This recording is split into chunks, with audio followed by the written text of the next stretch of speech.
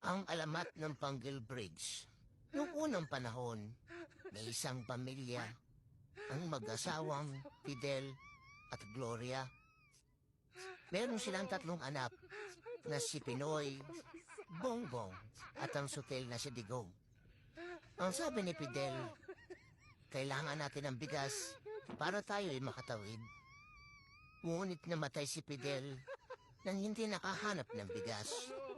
Sabi ni Gloria, ako na ang maghahanap para tayo ay makatawid sa gutom. Ngunit sa maraming kadahilanan, ay hindi na naman nakakita ng bigas itong si Gloria. Kung sabi ni Noynoy, ako na ang bahala. May nabalitaan akong nagpapautang ng bigas dyan sa may Korean store. Sa madalit salita, si Noynoy ay umuwi na may dalang bigas.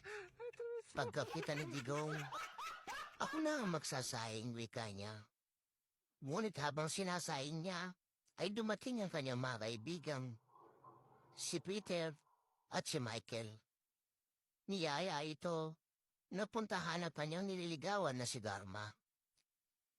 Pinabayaan ni Digong yung kanyang sinaing. At mabuti na alam ay nandun ang kanyang nakakabatang kapatid na si Bongbong. Ipinagpatuloy ni Bongbong ang pagluluto hanggang sa ito ay maluto at tuluyan ng maging kanin. Nung nakahain na, dumating ang mga kaibigan ni Digong. Ang sabi, si Digong daw ang nagsaing. Kung sabi naman ng mga kaibigan ni Bongbong, kung hindi binantayan ni Bongbong at hindi ipinagpatuloy ang pagluluto ay baka nahilaw lang at nasunog ang kanin. Yan ang alamat ng kanin Panggil Bridge.